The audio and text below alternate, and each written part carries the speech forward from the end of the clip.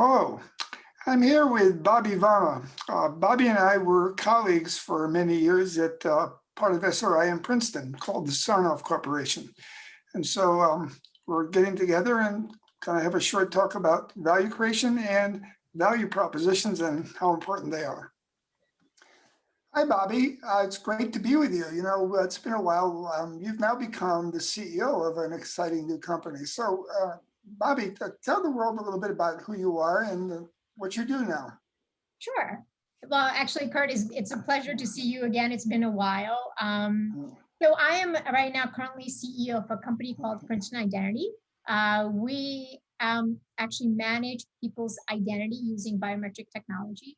And I'm sure, I mean, the technology came out of SRI, and I know you have been a key player in that, in the inception of that technology. So now we're in the process of selling that into various different verticals, being higher education is one of them, and commercial real estate as another one.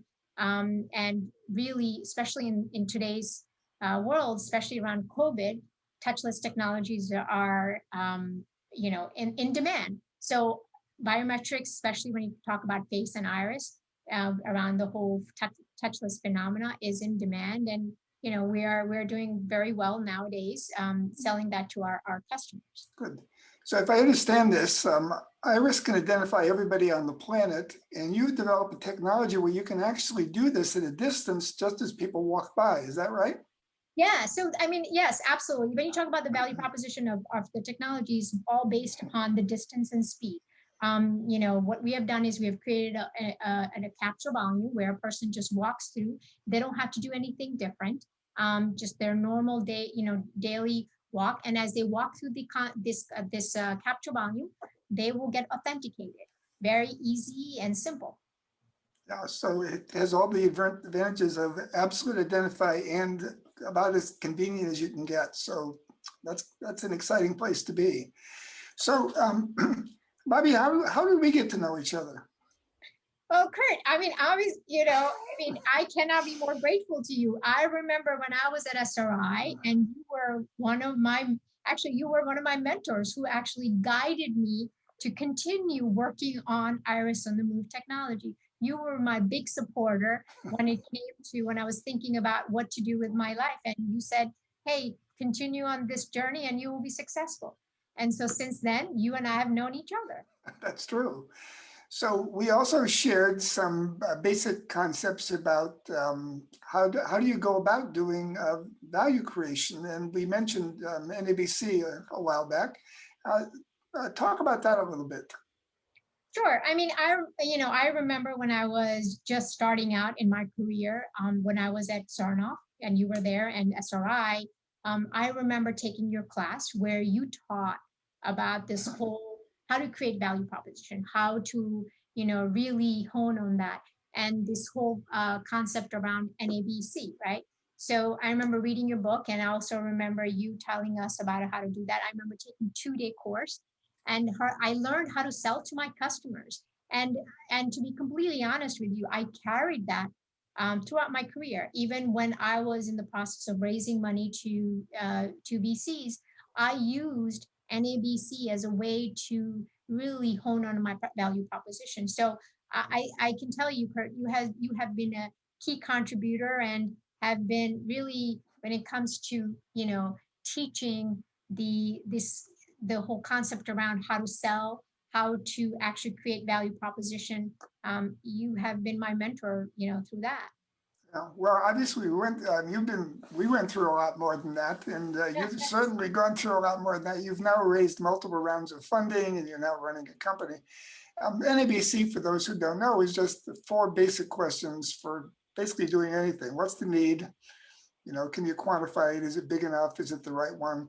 What's your approach for the offering and the business model? Got to have both. What are the benefits per cost?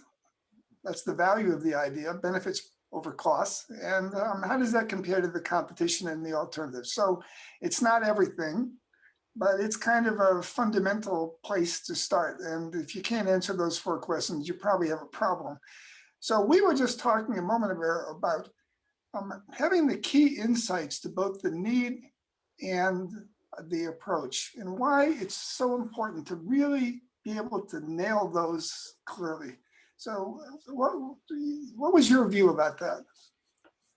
Yeah, I mean, you're absolutely right. I think it's extremely important. I mean, I can tell you going through, again, turning the company around and kind of really understanding the business needs of your customer. It is so fundamental. I cannot tell you. But not only that, how do you, how do you convey the approach? Because obviously a customer will say, this is what I need, but being able to convey the approach in the more simplistic way that really addresses their need, I would say is key to it. Because what happens is in a lot of cases, especially coming from a technology companies or technologists tend to push technology versus really understand the pull from a customer and really understanding the fundamental, and that requires really listening to your customer regarding their need and being able to address the approach to their specific need versus actually just, talking about technology and pushing that technology onto the customer. So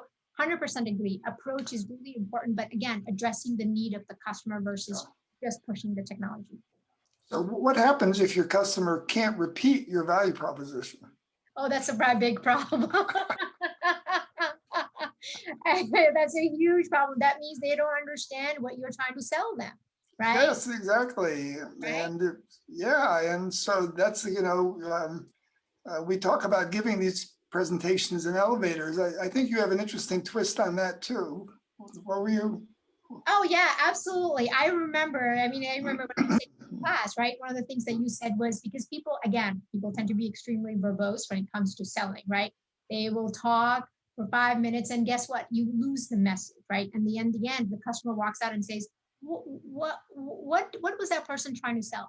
Right. So I think one of the things I remember when we were working with you is being able to concisely in 30 seconds, in 2 sentences, be able to convey what you're trying to sell. So it sticks to the customer, right? Yeah. Again. So I think that was extremely valuable to me as I was selling, because again, being able to convey that in 2 sentences is extremely hard, I must say, but very, very, very, very important, I must say. So it is, when we do these workshops with leading companies and universities around the world, it takes dozens and dozens and dozens of iterations for people to actually finally say what they're really doing in a way that other people can understand it and repeat it. Because until they understand it to the point that they can repeat it, they can't convince their buddies or their partners or their funders, and certainly you're not going to be able to sell it to the customer. So and by the way, again, it's why we start off with just the 4 fundamental questions of an NABC, because that's basically what your presentation is going to be, right? Absolutely. It's not much more than that.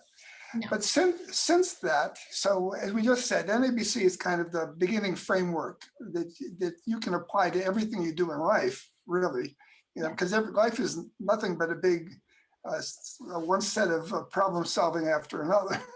so you've always got the same question to answer. But you've learned a lot since then. Now you're running your own company. You've had to raise money. You got through the virus successfully. What are some of the things you'd like to share with people about that journey that you've been on from your early days to where you are now? Well, I would say I've learned a lot in these past years. Like it was basically drinking from a fire hose, right? In a short period of time. I again learned the fact is it boils down to, Kurt, has been something that you have taught in all your classes, especially when it comes to really being able to address the approach and benefit to your customer right across, and not just even to customers, to your VCs, to your employees. It kind of runs as a backbone to anything you do in order to be successful, and something that I've applied across. Again, you and I were talking about the difference between leadership and managers. And the difference is with leaders is you want to convince your employees to work with you, not necessarily because they're fearful of you, is because they truly believe in your vision, right? And that means selling to your employees, again, applying that whole phenomena around NABC, right? And similarly, that goes to your VCs, right? That goes same thing to your customers. So I believe what I learned in the beginning with you has really carried me and to become very successful at what I do right Yeah, that was great. And you made a really important point, which we see not being done, failing at around the world, is having all the employees also being able to say the value proposition for what they're doing. First for the enterprise, for the company, but then for their project and how does it fit in. Correct. I would tell you, I have yet to be in a company, any company around the world, where all the employees could do that. I think we came pretty close at that at SRI Yes, when we I did. was there. Right. But it is very, very rare, and that is so fundamental. And I thought that was a really important point. Well, we should stop. But anything else you want to say to everybody today?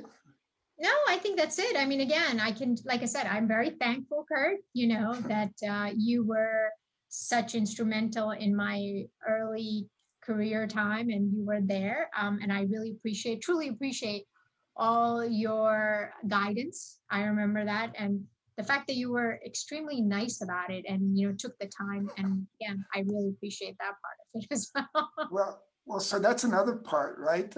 There are companies that use the idea of a shark tank for investments. Yes. Now, I don't think that's the right idea. If you hire the right people like you, who are obviously very smart, just a wonderful person, if they don't have the skills, it's really your responsibility to help give them, and to do that in a way that is supportive and inclusive. Otherwise, it doesn't work really. I don't think that's sustainable. And what we've proven, I think, and you're such a wonderful example of this, is a really smart young person who comes in and learns all this stuff and takes it seriously. Who you probably never thought you were going to be the CEO of an exciting company when you got started.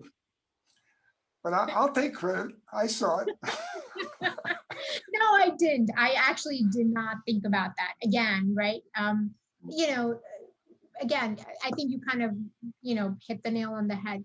It's not about creating the competitive environment in order for your employees to grow. I think it's all about supportive, collaborative environment, and something that I carry in my company as well. It's all about, support, and also kind of making sure that your employees are in the best positions to make them successful as well, right? Because if they're happy, they're going to perform extremely well. If they're unhappy, they're not. So again, in the small environment, small company as we are, it's every person counts, right?